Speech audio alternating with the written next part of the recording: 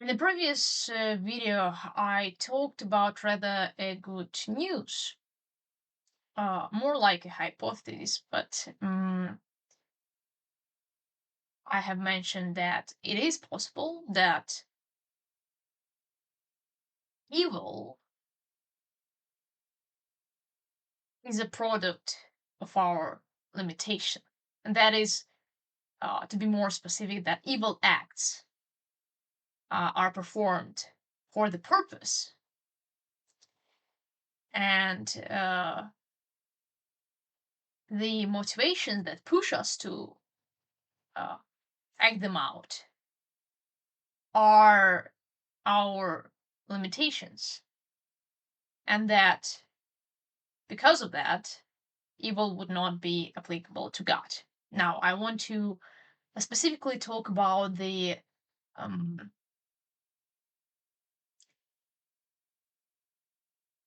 the point that we can make from that, and it's that would it mean that the more we strive to be like God, let's say, not a God in our not the kind of god like Superman, which is only like which could be an evil god, but like an absolute god with infinite capacity. Uh, if we would strive to expand our capacity, would we not simultaneously strive to be a good person? And this is a very interesting question because what it makes us, it's uh heals the duality that we sometimes have in our minds, that somehow selfishness could be actually efficient and productive and bring you a positive outcome. I would rather argue that it could definitely bring you a payoff, but selfishness is the result of limitation, and you would need that payoff because you're limited, you're weak, you can die. But if you would to surpass by your will, let's say, now, not to bring any uh, uh, specific reason, but if you would to surpass, if you would to choose to surpass your limitation, if you would to choose to expand your capacities, is it possible that you would simultaneously, as you would strive to increase your capacities, you would simultaneously strive to be a good person, that it is the same, because evil is what?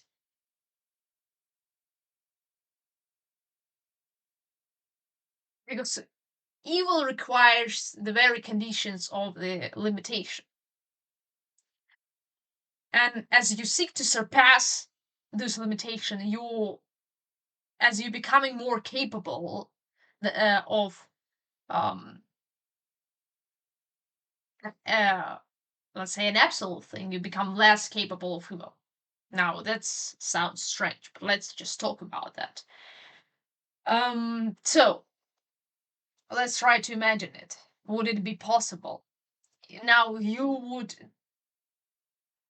bring an example of a tyrant who has a mm, increased capacity. Yes, maybe he's competent, maybe he's high performative person, high performance, right, person. Uh, he's intelligent. Um, so he has high cognitive capacities. Now he still could be tyrannical. It uh, doesn't reduces his possibility for evil acts. If anything, it actually enhances them. We could say that. But then we also would need to say that empathy is not a capacity. We would need to say that he's not. We would also need to say that he's not acting out of ignorance of what other people feel and want. And I doubt that we can say it, because when someone acts selfishly, um, he could know theoretically what other people would feel or experience, but he doesn't know it fully because he lacks empathy. He doesn't feel it on himself. So he lacks the certain, perhaps biological, I don't know, capacity. Or perhaps he lacks the understanding, the deeper level of understanding of what other people feel, of who they are, their story, their side. Um,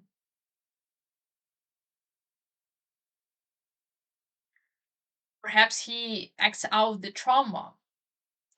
He perhaps he acts out his deficiencies, right? Uh, his weaknesses, his um, fears, his selfish desires.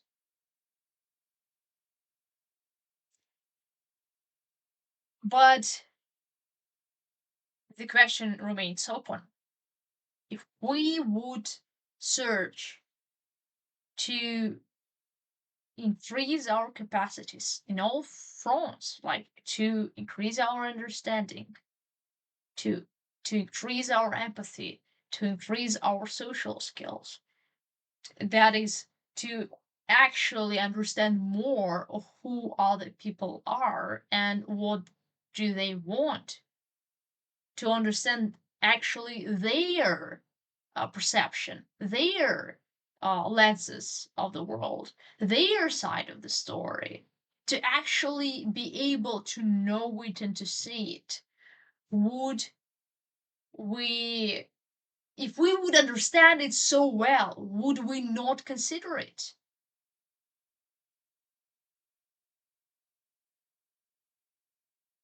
And I want to bring an example, because we could say, well, what about people who are poor? What about people who lack the abundance? What about people in scarcity? What about people who are not so intelligent, but they are very kind and empathetical? How about those people? Where is the correlation? Um, and I want to make an emphasis here on the capacity, because I do think that there is a difference in our capacity, um, in our own capacity, and in when we increase our understanding and the, our influence on things, and the when we increase the number of external things um, which we simply can influence. So maybe they are just, we establish this human ownership, we take them from someone, or we just receive them, doesn't matter, buy things. Now, our capacity remains the same. Uh, we didn't change, but of course, we can just start interacting with more of things. And in this view, we can say that, well, poor people could still have a higher capacity. Let's say maybe they have higher empathetical uh, capacity. Um, Perhaps they have a higher discipline capacity, or withholding capacity, patience. Uh, Maybe uh, they can bear, maybe it's about tolerance, or maybe they can actually endure more. right? So this is the endurance, the capacity for the endurance, the capacities to surpass these limitations. So yes, they have less of the stuff, external stuff, but they have a greater capacity within themselves. And so this is why they are kind. And I don't mean to say that the capacity is inherent. No, uh, it could be, of course, it is formed, it is a choice, um, and we do work to improve it. So it is also, we do have some, let's say, biological inherent capacity, but we also work to improve it, right? It's kind of all interconnected. So I was not making the case that uh, what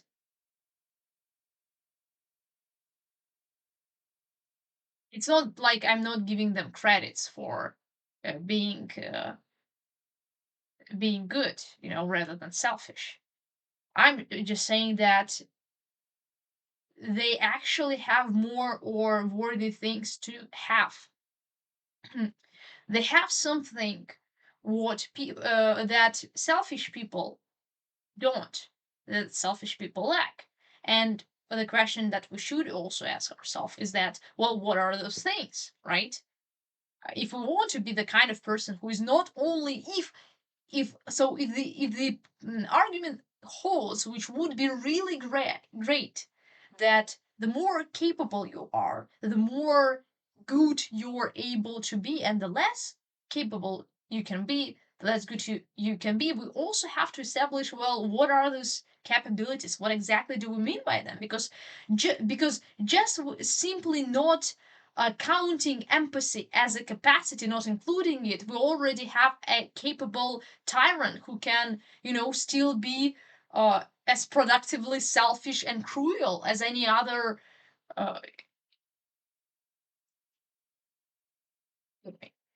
highly performative, let's say. So a person is also would be possible for him to be evil, to be cruel, to be selfish.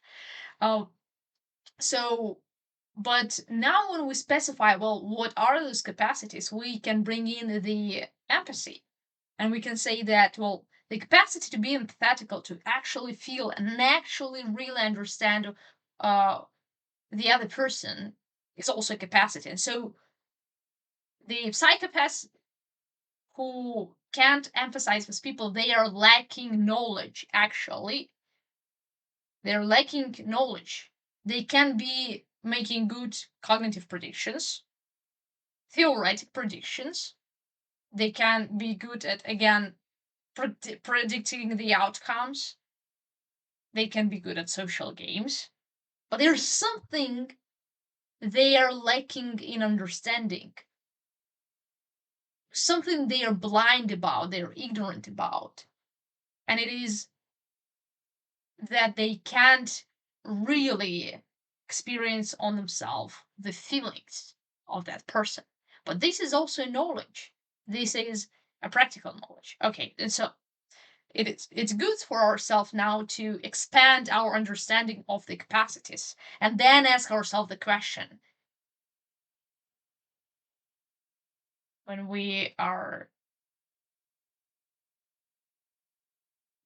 directing ourselves towards the increased capacity,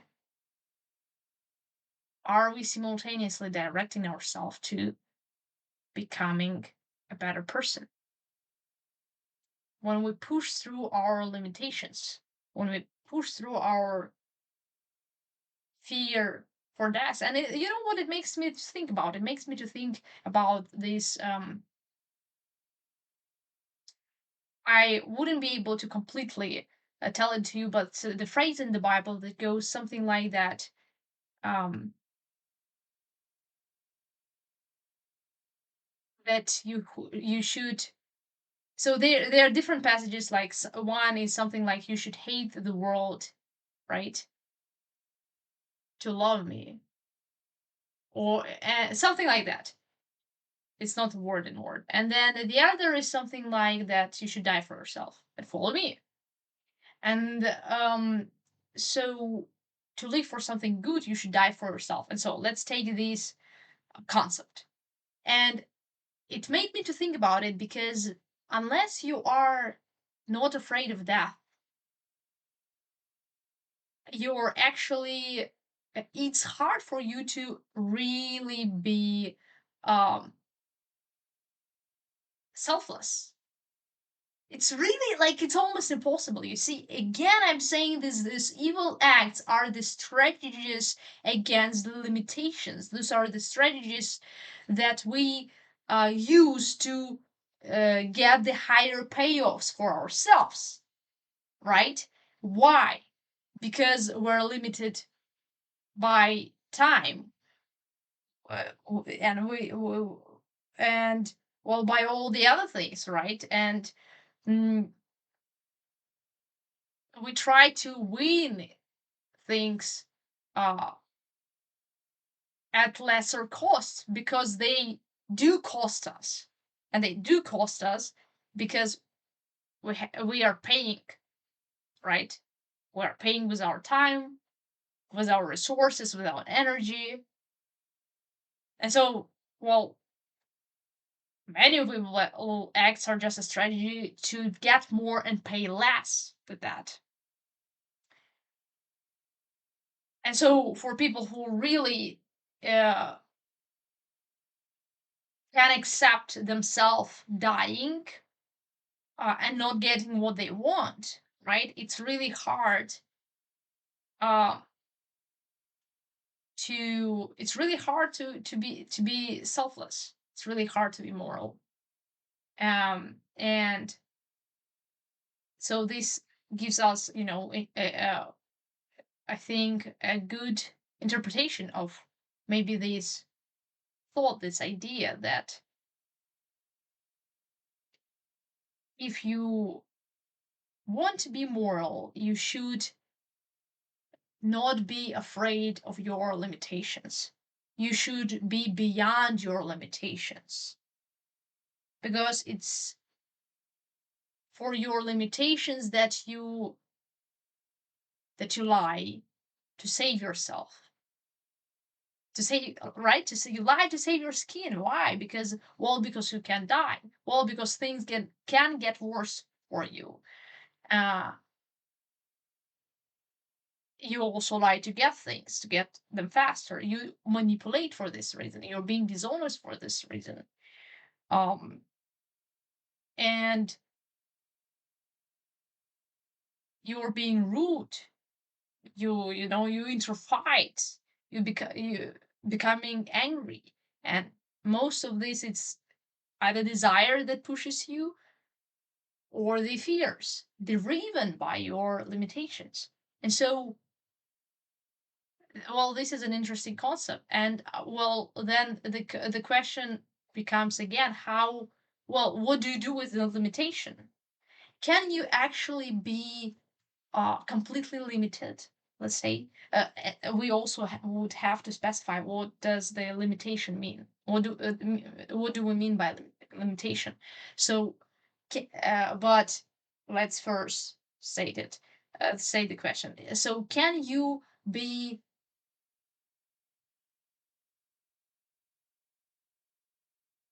limited or mm,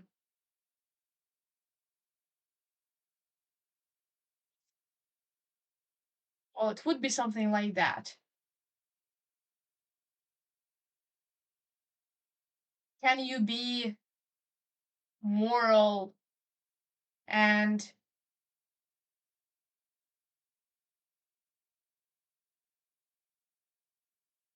without surpassing your limitation? Can you actually be moral without surpassing any kinds of your limitation, without fighting for anything, without trying to increase your capacity? And I think the main problem here, which makes it too abstract, too hard to grab, is that, well, it's not specific, right? What do we mean by limitations? Do we mean death? Do we mean weaknesses? Because we are limited on all fronts, right? Do we mean just our capacities? Or do we mean the things under our control? Too many things, right? And so we would need to specify what exactly um, do we mean by limitation, right? Um, and because we need to know what are those limitations to push through them. Because if we also say, well, death is a great limitation, right? Death is, well, death makes us limited human beings, um, in contrast to immortal and all powerful God. So, well, death is a great limitation. It's also a source, well, for evil acts as well, right? And for many other motivations, not only selfish, but selfish too. And so, well, what are we to do with this limitation? Because we obviously can't do anything with that. And this is one of the reason, I think this is actually one of the reasons why we are being selfish, is because, well, we can't do anything about death. We can't do anything about death, and so people try to do something about everything else but that. It's like having more and having faster of more. Um, but anyway, so what to do with that? This is a great limitation. Um, how do you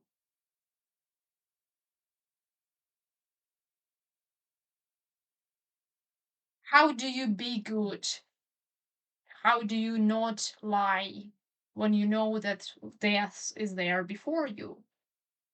Um, how can you not be dishonest and uh, to to get what you want faster or avoid what you don't like if death is there in front of you? And I think actually here is where the obvious hint comes of uh, word belief, faith, right? So here is where it's pretty much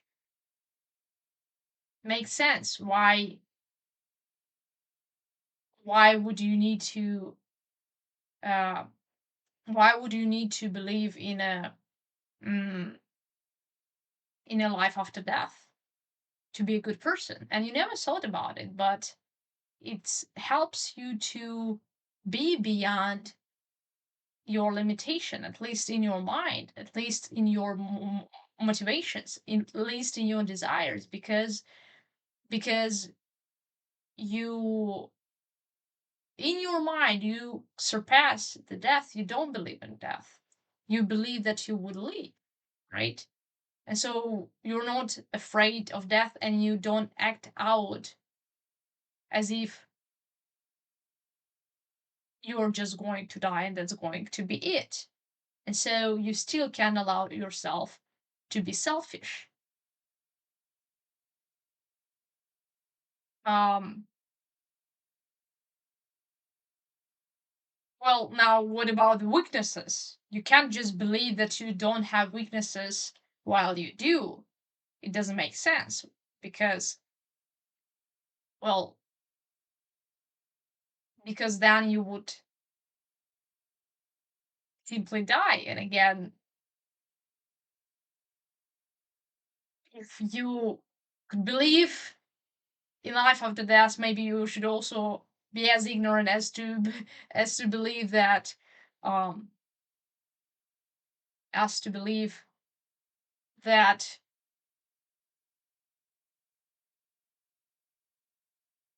weaknesses aren't there. So why not? Why not just believe anything you want, right? And of course, because it doesn't serve you good purpose of living and living well. So it's a trick answer, right? It would be like, well, right, let's say belief helps us to surpass the limitations. Um, it helps us to act out without being afraid, guided by, let's say, fear of death, or fears in general, right? Um, or it helps us to have selfless desires. Um, but when belief becomes a blindness, and when is it productive? So when does belief serve a proper purpose in helping you to surpass the limitations, uh, and increase your capacities, acquire more empathy, more knowledge, more understanding, uh, and when it serves to you a negative purpose, like pushing you into more limitations, right, into stagnation, uh, uh, or regressing, right? So um, when does it serve you positively, and when does it stop to? And well, this is a good question, and perhaps we should just also leave it for the next video to have this discussion.